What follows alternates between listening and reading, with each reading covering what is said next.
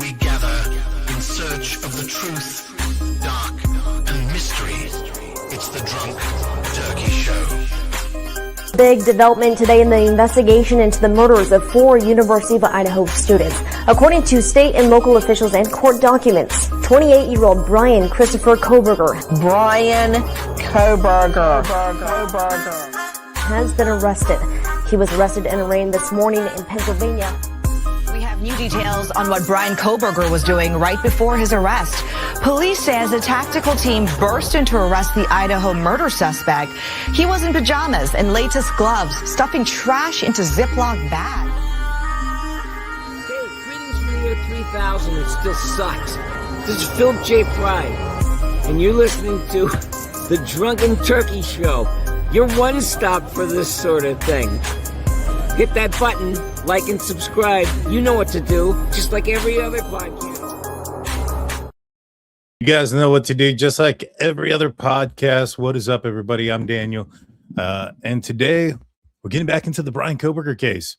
There's been a lot of pictures that have been dropped here recently. We're not going to get into many of them. We're going to look at just a handful. Basically, I wanted to look at like the knife sheath, and that's it. The rest of the stuff, no way am I going to be bringing any of that on the channel. I think it's disrespectful to the families and things of that nature. But I did want to look at the knife sheath and its position, because there's been quite a bit of a debate that's been going on throughout, I guess, the true crime community. And that was, did Bryan Kohberger leave the knife sheath behind on purpose? Or was that an accident? And up to this point, maybe I've given him a little bit too much credit, but I didn't think that he would have done that. But now looking at the pictures, I don't know. I can't say, 100% that isn't the case. It's odd, the position and where it's at, and, how it's hanging off the bed, the location, of where it was at as well is a question mark. And so we'll get into that, and then we'll discuss the possibilities of why he would not have done it and why he could have done it. As far as leaving the knife sheath behind. Now, obviously, I don't think there's any question in anybody's mind that Bryan Kohberger did do this. Now, he's admitted to it. He's taken a plea. He's accepted responsibility for it.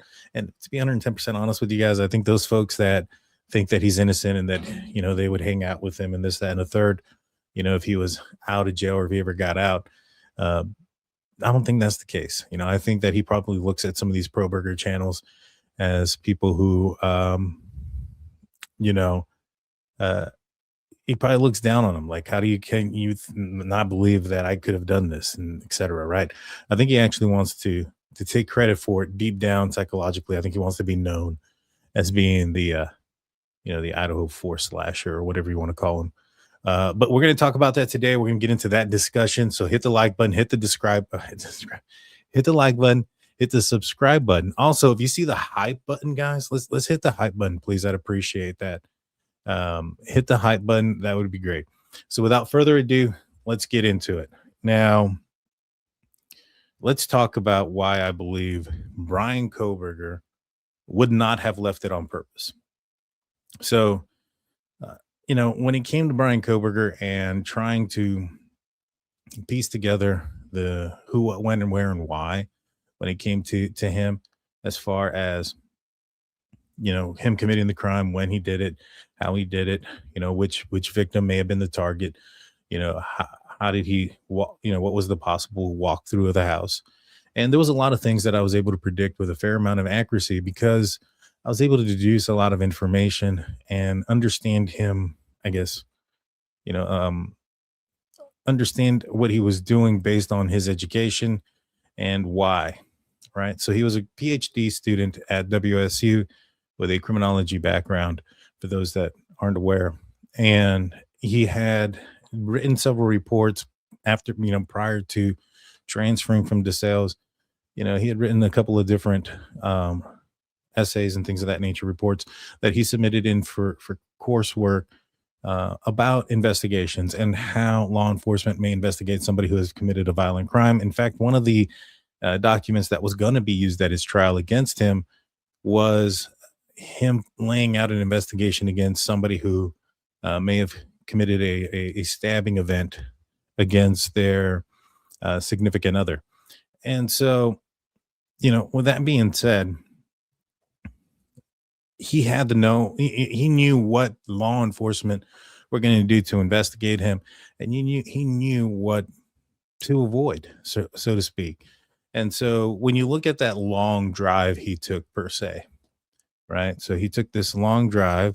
In my opinion, it had more to do with because he understood that law enforcement are going to be looking for a white car. And they're probably going to look for a white car entering other cities during a specific time that they would have believed that the suspect would have traveled through. Now, there's a couple of things that you're probably figuring, when somebody commits a crime like this, is that they're going to be traveling out of there at a high rate of speed. In fact, that's what he was doing. And that they may be trying to get back home as fast as possible because, well, they have a lot of evidence on them, etc.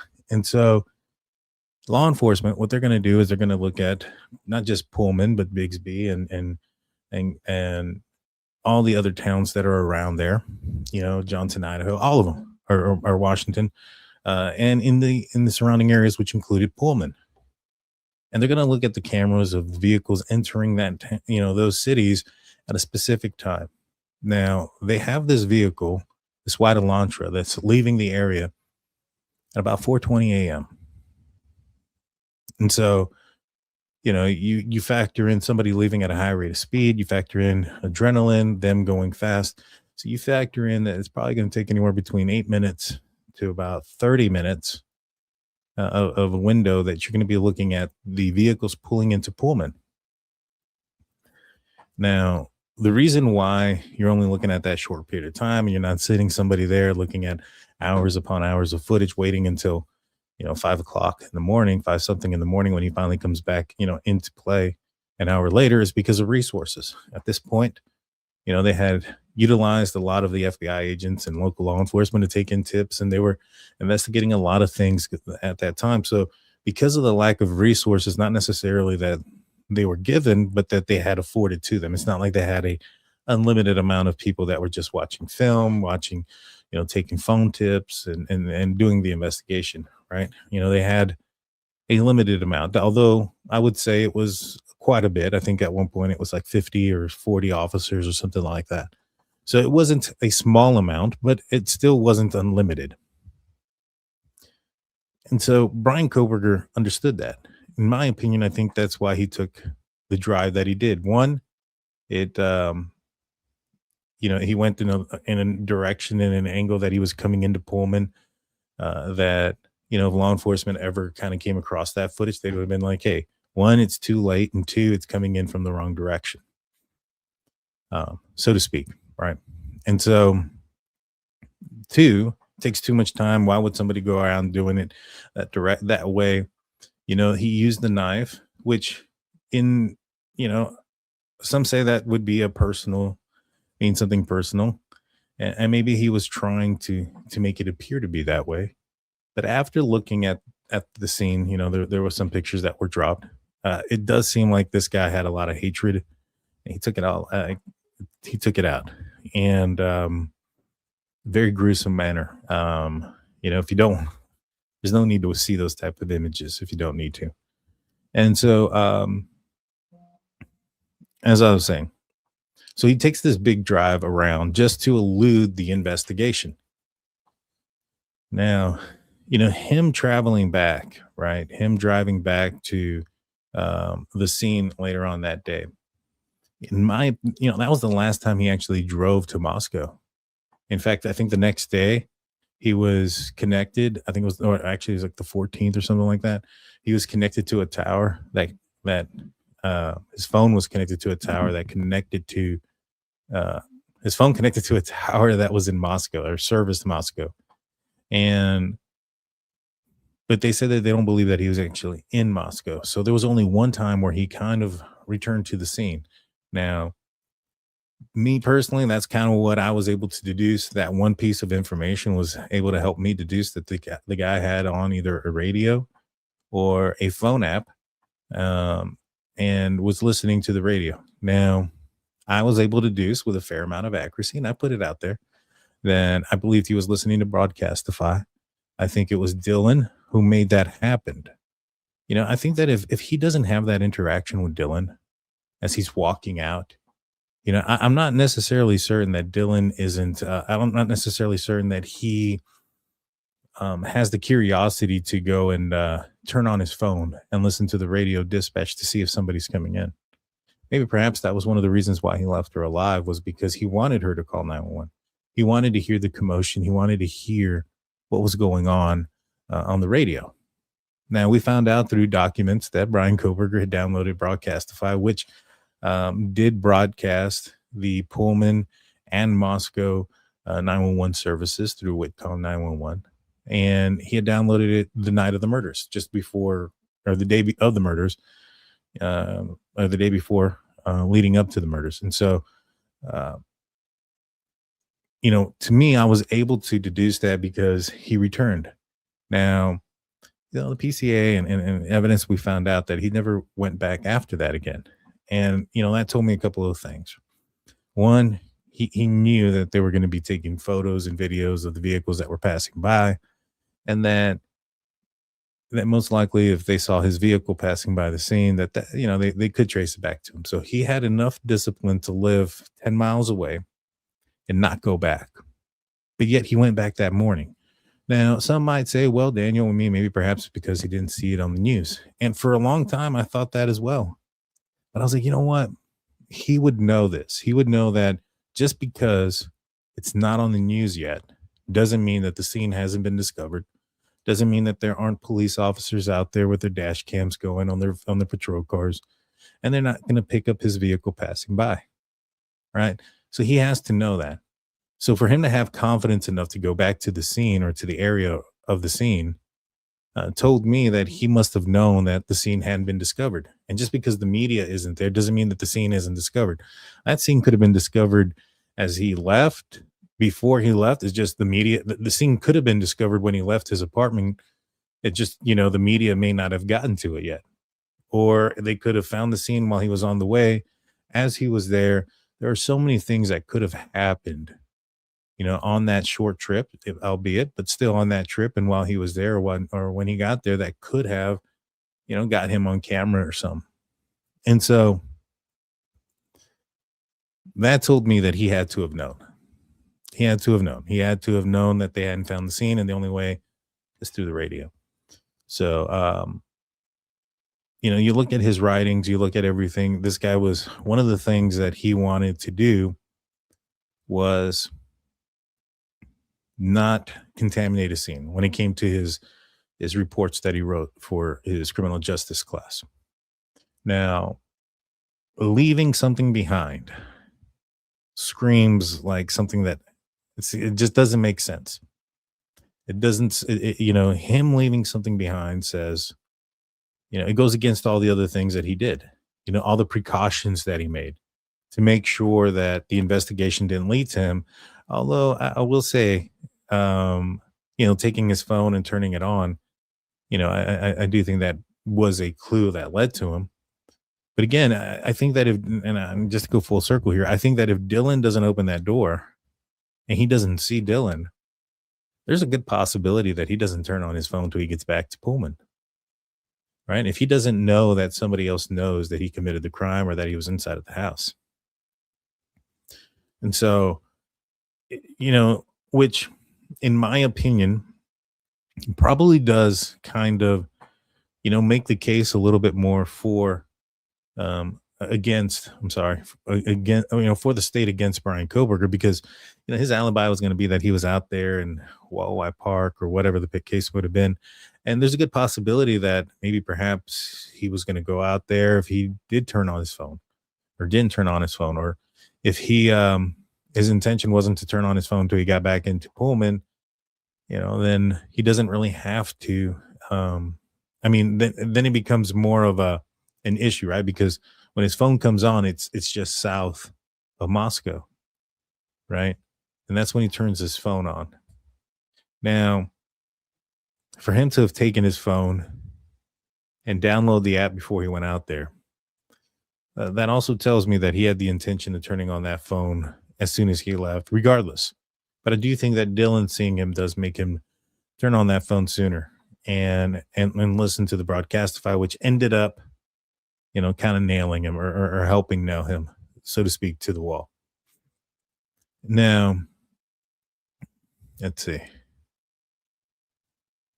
And so for all those things, that tells me that Bryan Kohberger didn't leave the knife sheath behind, because that would be going against all the other things that he was doing so that he wouldn't get caught. He went to the point of extracting and deleting his phone and all these other things. And so for him to have gone through that, it just doesn't jive with me to say that he left it behind.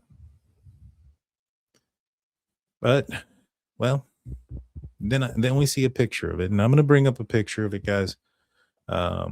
Your discretion, you're going to see some blood drops around it, very small. I've tried to edit it out as much as I possibly can. Okay. But let's bring it up. So here's the knife sheath of where it was found. Hold on 1 second. I'm going to make sure I'm going the right direction. It's not. All right. Here it is. So found on the edge of the bed, kind of leaning over the bed. Very visible. Now, I know that there was a blanket over it, and right now what they're trying to do is just, these are some series of pictures of them trying to kind of figure out where it was at, right? The location. This is the size. Now, obviously, we see that the button snap is unbuttoned, and that's where we understand his DNA was left behind. I wonder if he placed the knife in there and unbuttoned the snap somehow in preparation for going in there, and did this before he entered the house in somehow, some way, maybe because he didn't have a mask on or whatever the case may be. But it sounded like it was skin cells. It sounded like it was skin cells, and it sounded like it was a lot of skin cells. So it sounded like he, had opened and closed it a few times. He's probably practicing with it barehanded.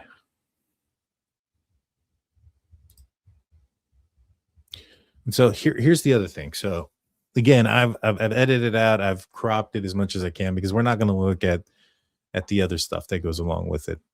But look at how close to the top of the bed it is. It's not further down on the bed. And the reason why this kind of bothers me is because this is where he attacked Maddie and Kaylee. This is the area where, because they had all of their injuries to the chest and up, right? And this was the direction I believe that they were laying. Now, perhaps if they were laying the other direction with their heads towards the door, then maybe this makes more sense, right? But based on the pictures of the blood splatter and things of that nature, I don't think that's the case. Plus, it was described that Kaylee had kind of gone into to the corner there and kind of backed into it. That wouldn't have happened if their heads were facing the other direction towards the door. That would only happen if their heads were facing towards the wall. And so the knife sheath is relatively close to the head of the bed. And it's just slightly hanging off the bed, sticking out.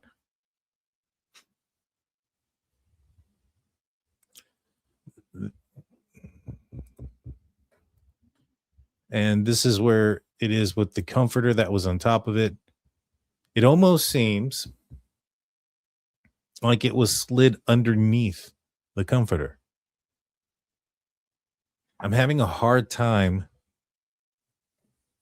figuring this out of how this knife sheath got under the comforter like this if the knife sheath was placed on top.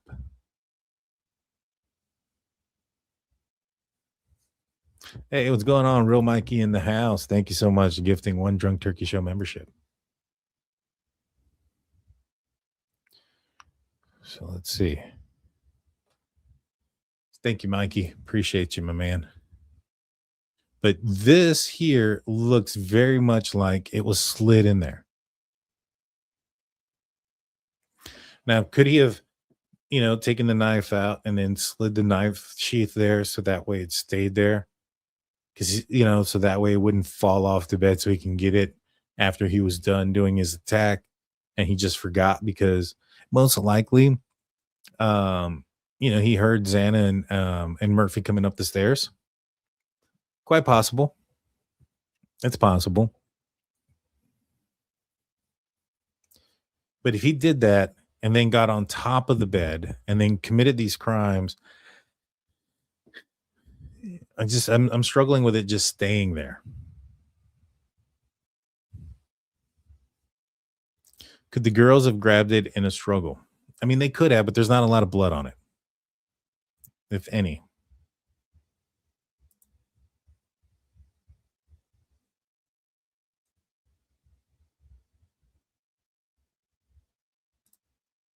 And Christy, you're right. It could have moved when they moved the comforter. It was underneath the comforter partially. It was described in this manner, partially underneath the blanket and underneath Mogen's body.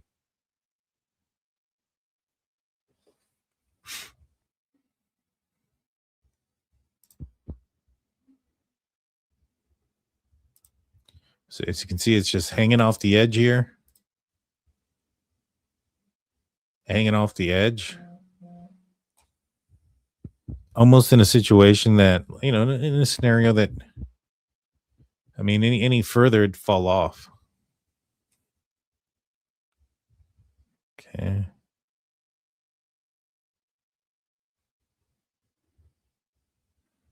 All right.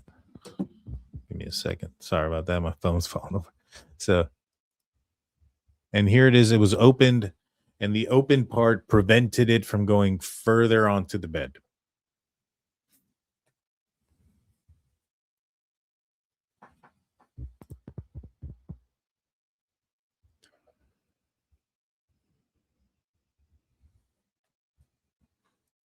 And so,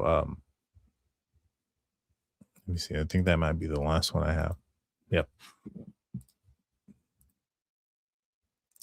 So it was open when it was found already off the edge of the bed. It looks like it's almost pressed up against the bed. So kind of like if he slid it there to the point where it stopped because of the button snap. So to me, this feels very much like it was placed there.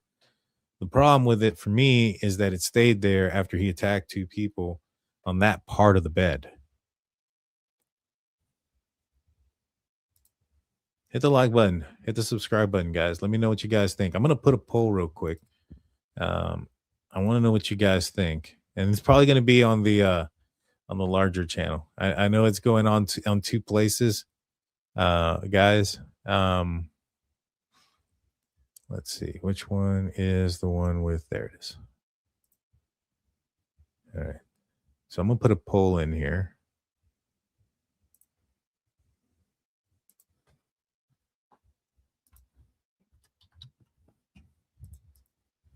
Was it left? Was the sheath left on purpose? I want to know what you guys think. Yes or no. And that's going to be the only two things is yes or no. So I have that going. Let me know in the comment section what you guys think. Now, so this got me thinking like, all right, would Bryan Kohberger or could Bryan Kohberger have left this knife sheath on purpose? What is the evidence? What, based off of everything that I said beforehand about why I believed he wouldn't, what could we come up with? And we can come up with this. One, he's not perfect. Two, he's a bit of a narcissist. So he thinks he can outsmart everybody. In my opinion, I think he did think he outsmarted everybody. That's why he was looking for a replacement, knife sheath. And I've said this a few times, but I find it very odd that he stops looking for a replacement knife sheath after the white Elantra Bolo comes out. So up until that point, he's looking for a knife sheath. Now, why would he stop?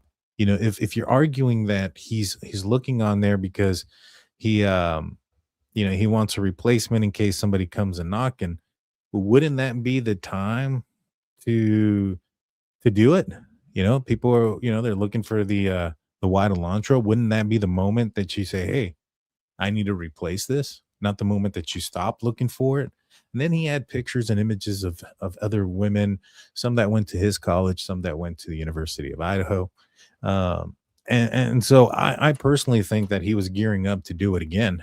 And then when the white bolo or the bolo for the white Elantra comes out, he not only freaks out, he freaks out on his professor, and he ends up getting fired. And that's what leads up to his termination, is what happens shortly after. And I strongly suspect that his plan initially was for him to fly back home. But once the Elantra came out, as a bolo, well, he couldn't leave his car behind anymore, right? And so because he couldn't leave his car back behind and he's created this situation with the school, he somehow talks his dad into buying a plane ticket, fly cross country, and take him back home. Now, why do I believe that? It's because we found the plane ticket, and we found out that the plane ticket was bought December 10th to fly out December 11th. And when he purchased that ticket, he also bought another plane ticket to go from Pullman back to Pennsylvania on January 20th. So we know that Bryan Kohberger was eventually planning on going back to Washington, possibly without the white Elantra. I think he was going to try to sell it out there in Pennsylvania cross country. But, his plan was eventually to go back to Washington. And his dad was going to drive across country with him in late January and then fly back to Pennsylvania. So we found that, if he was willing to buy a plane ticket on January 20th, that sounds like a person who wants to, plan ahead, so to speak. So when he's buying a plane ticket to go from the 10th to 11th, to get out of there as fast as possible right after the bolo comes out, I think that's a pretty big red flag. Right. We also noticed that he has this wind deflector on his hood of his car. That wind deflector wasn't there when he changed his license plates. Right. Because we have images, Dateline dropped images where he took a picture of him putting on his Washington license plates on his Elantra on November, I think, 18th. And that wind diffuser isn't there, the one on the hood. So he tried to make his vehicle look different than what was seen on the cameras. So that way they would assume it wasn't him. But again, he's not smart. He's smart, but he's not perfect, right? He turned his phone on, so he was susceptible to, as I mentioned before, curiosity killing the cat. Now, if this is a guy also that committed a quadruple homicide, he's not all wired there, right? You know what I mean? So even though he got so many things right, could he have gotten something wrong or done something wrong because he thought he was smarter than everybody? Who was he trying to, idolize? There was a lot of Ted Bundy. I looked at, some of the things that he was saying. He had zero, authentic ideas of his own. He copied everybody on everything. And for a while, even on his Tappa Talk, I was able to say that this guy was a guy that idolized Patrick Bateman from the movie American Psycho, strictly based on what he was saying on Tappa Talk, because it was almost identical to the montage or the monologue that Patrick Bateman says in the beginning and also throughout portions of the movie where he talks about himself being, having no emotion, feeling nothing for anybody, seeing other people, but they're nothing. And then you listen to Kohberger saying, I have a mask, I don't feel anything. I should feel this way, but I don't. People are organic sacks of meat, including myself, yada, yada, yada. This is almost verbatim, right? And then you got the birthing hips comment. I told you guys that was from a movie, Dark Shadows with Johnny Depp, right? I told you guys that was from that movie. So again, no thought in his mind. And so when he sees like BTK, when he sees, the Zodiac Killer or some of these other guys who had taunted mainstream media or law enforcement, did he think that he could do something and put it out there and they not figure it out? Could he put out a code like K-bar and nobody figure out that, it's some form or fashion that is in his own mind That was some sort of resemblance of Bryan Kohberger backwards of some sort in some weird way. K-bar, Bryan Kohberger. I don't know. But I wouldn't be surprised. And, looking at the knife sheath and the way it's positioned, I think it is possible that he may have left it behind. It may have been a calling card that we don't know about. Because because he was smart enough to elude certain parts of the investigation doesn't mean that he wasn't dumb enough to do some other dumb things. We already know he did. That's what got him caught. A lot of people that defend him, say the same thing over and over again. Like, why would he take his car? Why would he take his phone? Why would he do this? Why would he do that? Why would he leave the knife sheath behind? I'm like, man, he did all these things and you're surprised that he got caught? You keep saying, why would he do this? Why would he do that? Why are you surprised he got caught after he did all that? You get what I'm saying? So it's a scenario where, is he that stupid to have left this behind as some sort of calling card, as some sort of riddle that nobody was going to understand or get? The other thing that he did is he apparently carved something into Ethan's legs, or into one of his leg.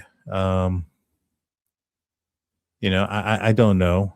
That's from Dateline. I have no idea what that means, or if there was something more there. Zero idea. I did see one image where it did look like something was written in blood, but I mean, it could have been, you can't see anything. It just looks like fingers. And, it could have been just something from the struggle. But he did a lot of stupid things. He did a lot of stupid stuff. He, in my opinion, perhaps was focusing too much on the bigger picture of certain things that were going to get him caught, of these things that got everybody else caught. This guy, this guy's search history, this guy's this guy's that maybe perhaps he overlooked some of the smaller things, and at the end of the day, he made a lot of mistakes, and good, because I didn't have a lot of faith in that prosecution towards the end. Not saying that I didn't have faith against the evidence. I think the evidence is very strong. And I think that with the right person presenting the evidence, it would have been a slam dunk case. I feared that the prosecution wasn't going to be strong enough to have presented a strong enough case that was going to convince a jury. Just kind of the way they were arguing certain things and what they were saying, it just, didn't sit well. So I'm glad he took a plea deal at this point. Let's see. Tim Collins, what's going on, Tim? Tim says he eventually did wipe the sheath, which is what they got single source sample of DNA. Yeah, he definitely may have. I think he was playing with it, to be honest with you, opening it and closing it, opening and closing it. And I think that's how he ended up getting some of his skin cells underneath there. Without the DNA on the snap, he probably wouldn't have been caught. That's a good point, Kim. Let's see. Now, to me, I'm not saying that that's not true. I think that if he didn't leave, if they didn't find DNA on the snap, right? Let's just say they found no DNA on it. Yeah, I think it was going to be tough to get a conviction. I think they would have figured out that it was Bryan Kohberger. Here's why. Now, WSU right now, let me take this off the screen. So WSU right now is fixing to get sued, right? And they're going through a whole lawsuit with some of the victims' family members, or the family members of the victims. And because they believe that it could have been, prevented, some of the signs were there very early on, and they could have done something. Now, I agree with them. I think there was a lot of signs there. More so, my agreement on anything is that I think that they probably should have been aware of Bryan Kohberger a lot sooner, and they should have given that information to law enforcement. The current, WSU chief of police, Jennings, I think is his name. He used to be the he used to be the Pullman police chief, and he was the point of contact between the Moscow City Police Chief, Fry, and the seniors, not seniors as in the classmates, the senior leads, the head of WSU. So it's a committee. There's a dean, but it's not just the dean that makes their decisions. This was all off of a couple of different interviews that the chief had done, and he was in contact with those senior leads. He was the person who was referencing whether or not, what information they could about the Moscow murders, right? So he had talked to them about, now these people, I'm assuming that if they're going to terminate somebody and take away, and I'm talking about Bryan Kohberger, if WSU is going to terminate Bryan Kohberger and take away his funding and things of that nature, John Snyder had said in an interview on, I think it was on the New York Post, that he was somewhat against the firing and the termination, that they felt that they were going to get a lawsuit in their hands because, when you promise somebody, et cetera, whatever. He was hesitant about the whole termination thing. And then another person said that this was the first and only person that they're aware of that WSU has terminated funding and all that other stuff. And so don't you think that a decision like that is coming from the senior leads? Right? Now, here's the other kicker. So Gary Jenkins, I think is his name, or Jennings, one of the two. He is the person who decided not to hire Bryan Kohberger as an intern police officer. So that's his decision. He chooses not to do so. He says because he wasn't a people person, whatever. Now, in another interview, he is asked about Bryan Kohberger, and he said that the only thing that he was aware of is that he had heard about some of the things that, he had a lack of personal space and stuff like that. So to me, I was like, all right, well, this is the guy who, spoke with Bryan Kohberger, interviewed him because Bryan Kohberger emailed him, and they talked about their conversation together about the intern position. Why would a chief of police know about something that is not a criminal event with Bryan Kohberger just, blocking somebody from walking out? It's not a serious enough a thing for it to become a criminal complaint, yet he's aware of it. So that doesn't make sense unless it was part of his investigation into Bryan Kohberger, because I found out, hey, I looked it up. I went to the Pullman Police Department website, and if you're going to be an intern police officer, guess what happens? You got to go through a background check. I wonder who was doing Bryan Kohberger's background check. If it was that same chief of police who had interviewed him, who was aware of some of the things that Bryan Kohberger was doing before his arrest, because they'd asked him, did you know him? Were you aware of any of the issues that he was having at WSU? And he said he was aware of some of those things. So he was aware of that. So this was the guy investigating Bryan Kohberger as far as the intern police position, talking to the chief of police and talking to the same senior leads of WSU who were having problems with Bryan Kohberger that he was doing a background check on. And they were having all these problems to the point where they were terminating him. So you can't tell me that they weren't at least concerned, worried that one of their students may have been this guy with all these red flags and everything else. My opinion, I think they sat on it. They were like, let's hope it doesn't get there. We're not going to say anything because, man, how bad would that look? And if we're wrong, if this guy gets investigated, they find out his name, social media is going to find out who he is. They're going to take, we're going to be getting sued by Mr. Kohberger. That's my opinion. I think that's how it went down.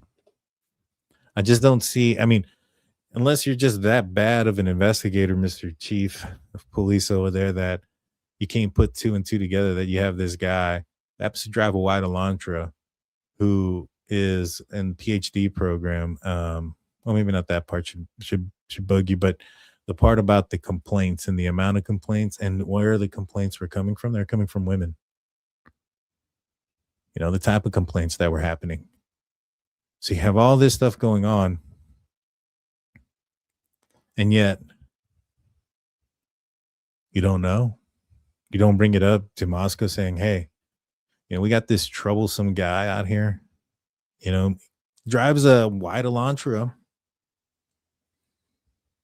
You might want to just look at him, especially when you get the bolo coming out. I mean, maybe, somebody saying, well, maybe they didn't know he drove a white Elantra. I don't know, maybe. Maybe. I mean, they were also the ones that found it, put it in the now I know it wasn't the chief there that went out there and found it, but they were aware to a certain extent. The department was. And again, maybe you're just bad at doing your job and somebody just skated right under your nose with all this problems and all this stuff that you're investigating to the point where you decide not to hire him. Right? Because he goes out there to try to say, hey, I didn't hire him because he was not a people person. I mean, do you really even have to say that, to be honest with you? Could you have just said, hey, we didn't hire him because we found a better applicant? No. They give this bullcrap reason. To me, that screams, if you're giving a bullcrap reason like that, like, oh, he's just not a people person, that's why we didn't hire him. It's like you're trying to say, you're trying to avoid the fact that you were aware of the problems. In my opinion, that's what you're doing. In my opinion, you are trying to avoid knowledge, because then what are you scared you're going to get sued? I hope you do. I hope that department does, and I hope that school does. Because I think Bryan Kohberger could have gotten caught a lot earlier. And they didn't have to wait for STR and S&P profiles and all this other stuff to go through. With just good old-fashioned police work, they would have given the information that they had about the troublesome guy that they were about to fire. They would have just handed that information like, hey, we have this troublesome guy that we're about to fire who has a lot of weird complaints against women, to the point where teachers were reporting that they were fear that he was going to become a predator. And you don't report that over. You don't say anything. You don't say you have this problem with this guy. I mean, it wouldn't have been hard for law enforcement to say, all right, we'll look into him. What does he drive? Oh, he drives a white Elantra. Interesting. All right, what's his name? All right, let's look up to see if he's ever been pulled over with us. Oh, he has. Oh, shoot, here's his cell phone number. Why don't we check, the advanced timing records and everything else to see if his phone was in the area? Oh, his phone's not showing up here. It's not showing up in Pullman either. It must have been off. Let's get a warrant to see what he was doing specifically with his phone. Oh, look at that. Would you just check that out? His phone goes off at 2:47 in the morning, doesn't come back on until 5 or 4:48, after the murders. And look at where he's at, just south of Moscow. Let's go follow him and see if we can get some of his DNA. Since this person left the knife sheath behind, we got some DNA that we can compare it to. And guess what? He's wearing gloves and a bunch of other stuff. We can't get his DNA. All right, what's the next best thing to do? All right, well, let's go to his parents' house. Let's pick up their DNA. Because if we can get a familial or paternal or a maternal hit on here from his family, that'll give us a warrant to swab his ass, or his mouth, actually. You get a warrant to swab him, and then you got him. He's gonna match, what was it, 1 to 8 octillion chance it was somebody else. And then you got your guy. You don't have to ever worry about no family tree or genetic tree or any of those things. If all they did was just shed a little bit of light in that direction, that case would have gone running, and they could have solved that thing so fast. And these were problems that they were having right around the times that the murders were happening. How do they not connect those dots? How do they not? Let's see. So I'll be answering a couple questions. I'll do this for the next 5-10 minutes, guys. Hit the like button, subscribe. Let me know what you guys think. Let me see what the poll says. So I'm going to end the poll. Was the sheath left on purpose? Let's pull that up. I ended it. I don't know where it went. But it was like 60% or a little bit over 60% said that the sheath. Oh, we got another Drunk Turkey Show membership I need to speak about. We got Midwest coming in with a Drunk Turkey Show membership. And we also got Midwest with their membership. Thank you so much. You guys rock. I appreciate you guys. And so a lot of you guys think that no, it was not left on purpose. I tend to side with you guys. You know, I still think it wasn't. I do think it's just kind of weird where it was at, though. I'll be honest with you. I think it's weird where it was at. But let me see. I got one more photo I want to show you guys. And it's the shoe print. So this was the cross tread. And I'll be honest with you, I don't know if you're going to be able to determine how wide of a shoe that is, if that's actually Vans or not. That's going to be tough. That would be tough.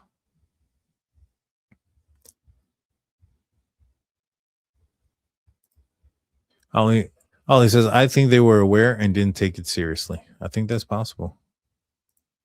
The college is liable and the lawsuit is warranted. I agree. I agree.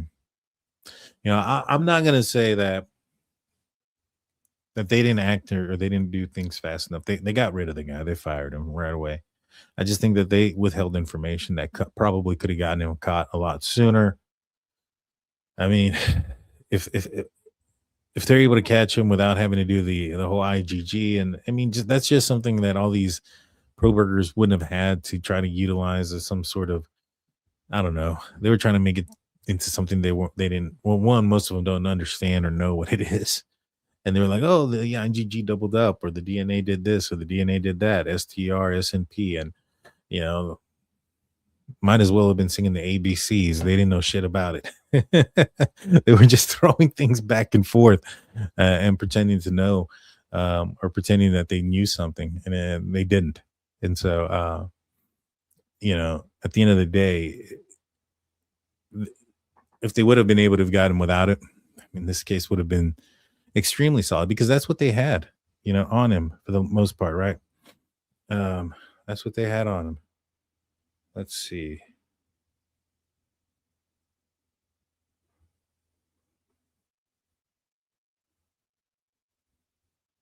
That's what they had on all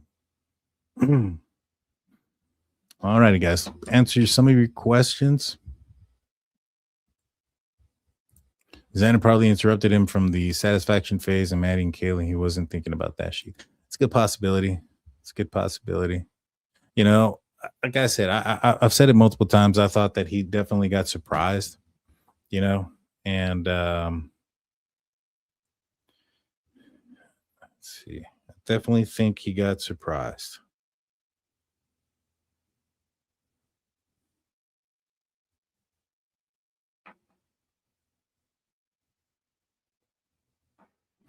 I'm sorry about this, guys. I'm just checking on some. Would you think that they would communicate? Wouldn't you think that they would communicate? I would have thought so. But the chief of police there in Moscow was trying to keep a lot of things to themselves. Hey, what's going on, Chloe? How's it going? Hey, Steelers fan building. We got Kel as well. There was a lot of signs. Hey, Heather, how's it going? If I didn't catch everybody in before, I apologize. I'm just now getting into the live chat.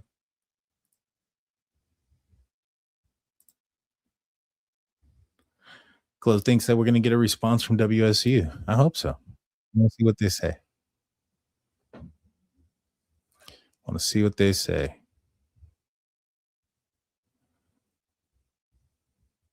It's all about the money. I agree. Thank you, Tim. Thank you. Yeah, so hit the like button, hit the subscribe button, ring the notification bell. As a professor myself, the politics to protect people is hard, but more and more, there is zero tolerance policy. I've seen a change in the last 5 years. That's good to know. Because it was bad. What's going on, Artwork, coming in with a membership for 20 months. Good to see you, my man. Good to see you. I did say that. Do you think the recent you redacted photos and docs are somehow being leaked via legitimate source as they disappeared almost immediately. Thank you. I think that these guys leaked out a lot of pictures, and some of them may have had some images that they shouldn't have had. I unfortunately had one sent to me. Not saying that the person that sent it to me was unfortunate. I had one sent to me, and it was unfortunate that you could see Xana in the photo, and she wasn't blacked out. And so it was sent to me, and they said, "Hey, this was in there. This was one of the ones that may have been taken down because a few of them were taken down." And so it sounds like they put up pictures they weren't supposed to. And I think that's why there are so many that were taken down. Let's see. Yep. They came from ISP. ISP took them down when the families and others complained. Yeah. It was ugly. I saw a few of them. I didn't see all of them. I saw a few of them, and you can, it's bad. You know, I feel bad for all of them. All of them. They absolutely went through a horrific ordeal with an ugly ass monster. Does Pete get visitors his family? I'm sure he can, you know, but I'm not sure. I'm not sure if he does. If they go because of the distance, right? Tim says the sheath placement seems to point to being surprised. It could be. You know, to me, it just feels like he slid it there, though. But maybe he just slid it there, attacked, was intending to slide it back out, and just forgot. It's a good possibility. Good possibility. Let me know in the live chat. If you're watching this on the replay, let me know in the comment section. What do you guys think? Do you guys, you know, where you guys at? I know the live chat, they think it's been, it's not there. The Goncalves ladies are going to address some of the questions and dispel some rumors. Chrissy said she probably Monday on TikTok. I think that would be nice if we went and supported them 100%. And thank you for being here, Mama. Good to see you. Felt like it was such an invasion of privacy. Just sat around. Yeah, it was very sad. I couldn't imagine, you know, seeing or you know, and I don't understand why people want to see this stuff, you know. I know there's some folks that like seeing crime scenes and crime scene photos of different, you know, things. To each is their own. It's not for me, but to each is their own. All righty, guys. Well, I want to make sure I didn't miss anybody. I got Artworks. We got Midwest. And we got Real Mikey. I want to say thank you guys again for supporting the show and this channel and being mods. You guys are amazing. I'll be back tomorrow night, guys. I think we're going to do a football show. So if you're into the football stuff, we'll be back tomorrow. And then the true crime will hit back up on Saturday. Also, guys, if you guys haven't noticed, I've been dropping some other type of content here recently. I've been doing some Pokemon stuff. My buddies, Jaime. You guys remember Jaime? Jaime, my buddy Hugo and Jonathan. They've been collecting and a bunch of sort of stuff. They've collected all sorts of things, and Pokemon is one of them. And I've never collected anything outside of cars. Cars have been my thing. I've had a lot of different cars. I've had everything from a 350 GT, a Shelby GT 350. Sorry about that. I've had a SRT Hellcat Challenger. I had the M6 BMW. I had a LC 500, a 1953 Bel Air hardtop. Right now, I got a 3000 GT VR4, all-wheel drive twin turbo that I'm working on building. That's my baby right now. I've had so many cars, so many Camaros, Trans Ams, a WS6. So I've done a bunch of the whole cars thing. But my buddies got me into these Pokemon cards, and so I've been dropping some videos here and there. If you guys are into it, or if you have like kids or whatnot, and friends that are into it, please share that type of content with them as well. I want to do it with my little one. You know, you guys remember Rogie? She's about to be 3 now here in the next few months, and I took it to her first card show here recently. We had a good time, walking around and stuff. She don't understand anything yet, obviously, but, I think she had a good time seeing everybody in the crowd. But I hope that that's something that we can do together, me and her. And so if you guys want to, support that journey, it's not going to be on any of the live shows. all my live shows are going to be strictly true crime and football and missing persons and things of that nature. Me ripping up cards and stuff like that, packs. That's going to be just recorded content. So if you want to stick just to the true crime stuff, then I'll be going live 3 times a week on true crime stuff. And so you'll still catch me doing that. But if you want to catch those other episodes or shows, they come out sporadically. So like, comment, subscribe. You guys know what to do. Well, I'll see you guys next time. Hey, what's going on, Jeff? Good to see you. I'll see you guys next time. Let's see. Those will be core memories, and she'll be loved. Oh, I hope so. That's awesome. That is awesome. Yeah, it's something that like my buddy he does with his son, and I see a lot of folks doing it with their kids, and I want to have that extra bonding connection with my little girl. And we're into sports, or I'm trying to get her into sports and gymnastics and things, but doing something that we both can do would be awesome. So hit the like button, hit the subscribe button, guys. I'll be back tomorrow night and see you guys then. Until then, peace out. See y'all later.